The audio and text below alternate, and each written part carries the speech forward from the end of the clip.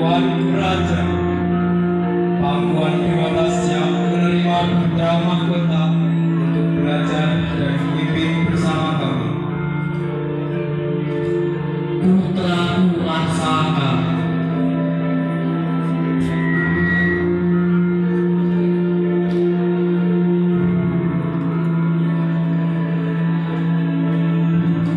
waktumu telah tiba. Tinggalkan istana ini untuk sementara. Cipakuan Dewata, engkau akan belajar apa itu pemimpin, bukan dari Singasana, melainkan dari rakyat. Baik, Ayahanda. Silakan kembali ke tempat asal. Arsaka akan ayahanda antar. Siap, Raja.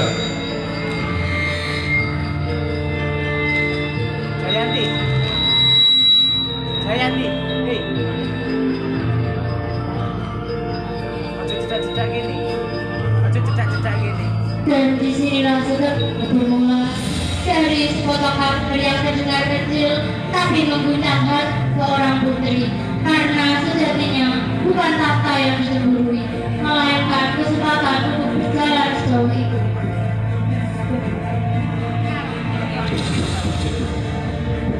Dua anak raja yang lahir dari rahim yang sama, tapi di bawah angin yang tak setara.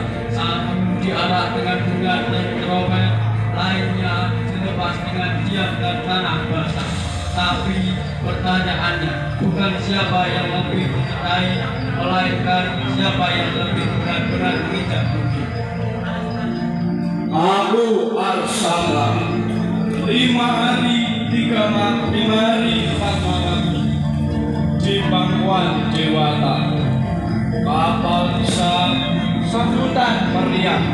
Siapa yang tidak iri dengan pemberian Ayahanda kepadaku? Aku Adiratna.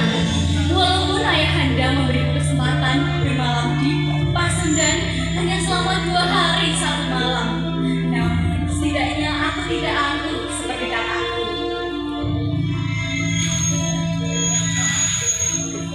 Dengannya anakku, tak semua harus terlihat lemah, karena tak semua pemimpin dilatih oleh pesta. Karena pemimpin sejati lahir bukan dari sorak, melainkan dari peluh, dari diam, dari langkah yang membawa makna.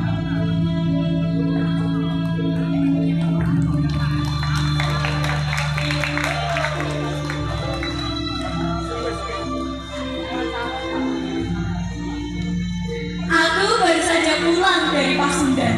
Asal kalian tahu, selama perjalanan hampir 6 jam. Namun, mengapa tak ada satupun arak-arakan yang menyambutku?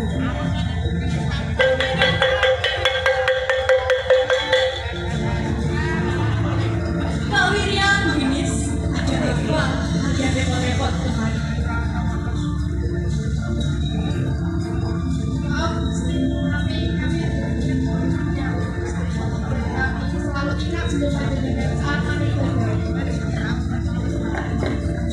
Dan itu lebih kami butuhkan pada pesta. Kami hanya punya segenap sayuran hasil panen kami.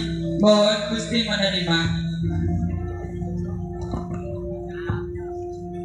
Pak Wirya, Winis, terima kasih banyak atas sayurannya.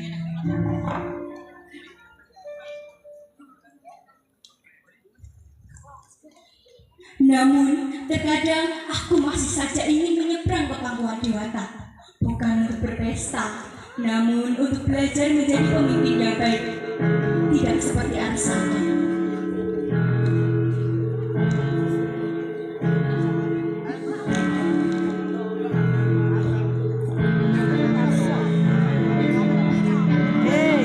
Apa Adiratna?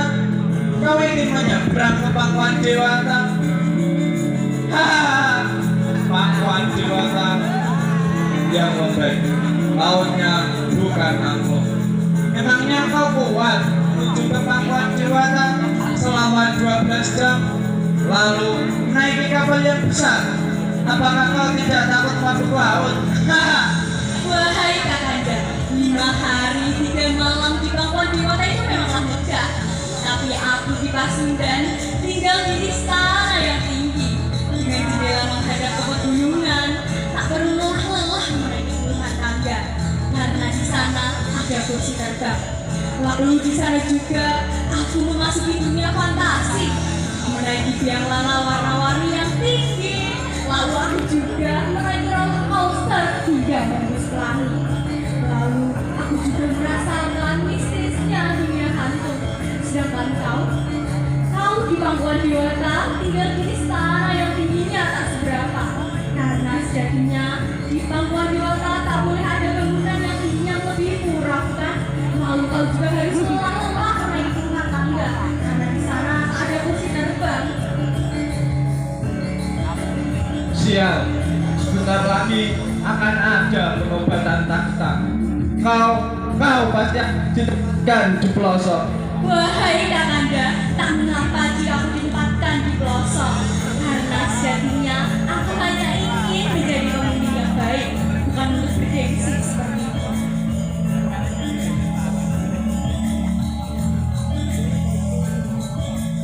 Pangkuan Dewata dan Pasundan itu sama hakikatnya. Kalian dikirim ke sana untuk belajar, bukan? Pangkuan Dewata dan Pasundan itu memiliki adat dan keberagaman yang berbeda. Kalian dapat bertukar cerita apa yang kalian dapat selama di sana.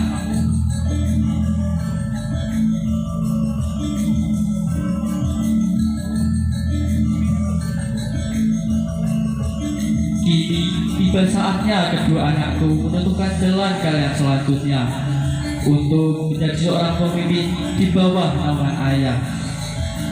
Putraku Arsaka sudah ayah utus ke pangkuan Dewata.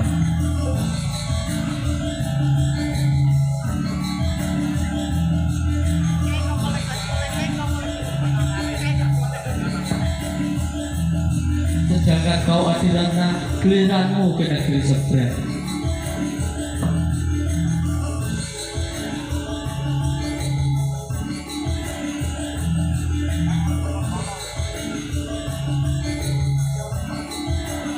Tapi ayah, mengapa tak ada pesta megah dan iring-iringan selama 7 hari 7 malam untuk merayakan penobatanku?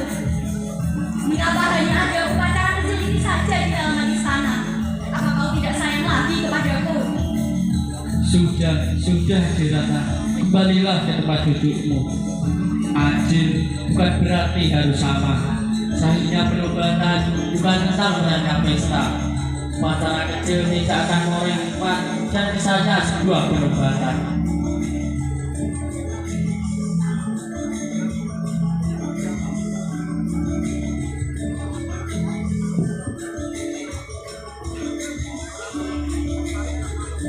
Putri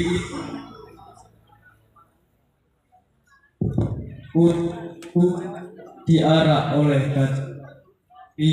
Langkahnya lebih megah dari tapak kereta kerajaan karena ia dilepas bukan sebagai anak tapi sebagai pemimpin.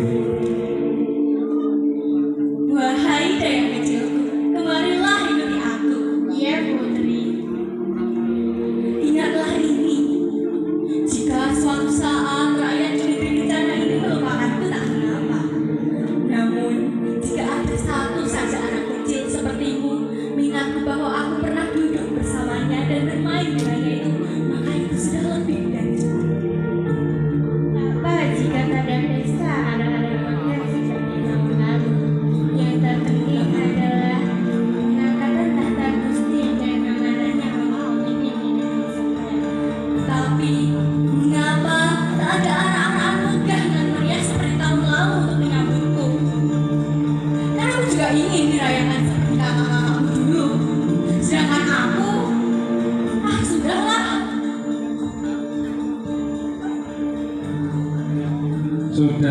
Sudah Dinda. Kau memang tidak menyeberangi, tetapi kau menyeberangi batas yang lebih sulit keangkuhanmu. Wahai Kakanda, Kau baru sadar jika kau memang aku. Itu kan sudah memang sifatmu dari dulu. Apa kau tidak ingat saat penobatanmu diadakan pesta begitu megah dan meriah selama 7 hari 7 malam dengan alunan musik yang sungguh spektakuler. Lalu aku hanya diadakan pesta kecil ini saja oleh ayah. Sudah Dinda, karena pesta yang sesungguhnya adalah ketika melihat rakyatmu sejahtera. Kakanda, aku mengerti. Namun setidaknya untuk merayakan penobatanku diadakan pesta yang megah, bukan? Lalu dengan iring-iringan yang meriah diadakan di dalam istana yang megah. Bukan upacara ini saja. Namun upacara kecil ini saja kalah hikmatnya deh dengan pesta besar. Dan dari itu kau harus belajar bahwa seorang pemimpin bukan tentang siapa yang disorai, melainkan siapa yang ditunggu.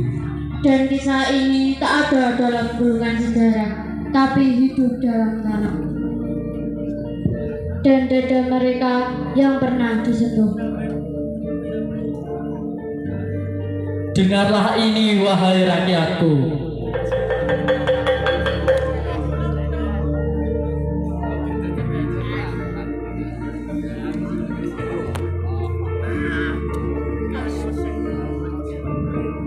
Karena pemimpin sejati lahir bukan dari arak-arakan, melainkan dari peluk, dari diam, dari langkah yang berjalan perlahan tetapi tetap sampai tujuan.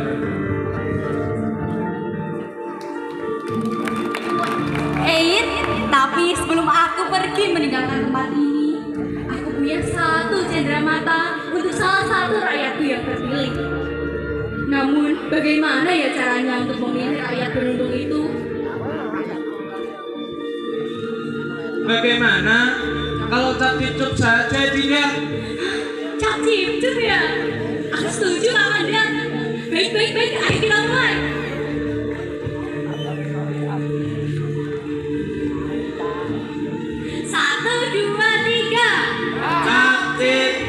Kembang kuncup, pilih mana yang mau dicup.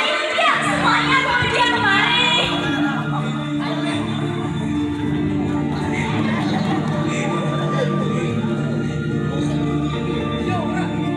Wahai pemuda, kematilah menghadap kepadaku.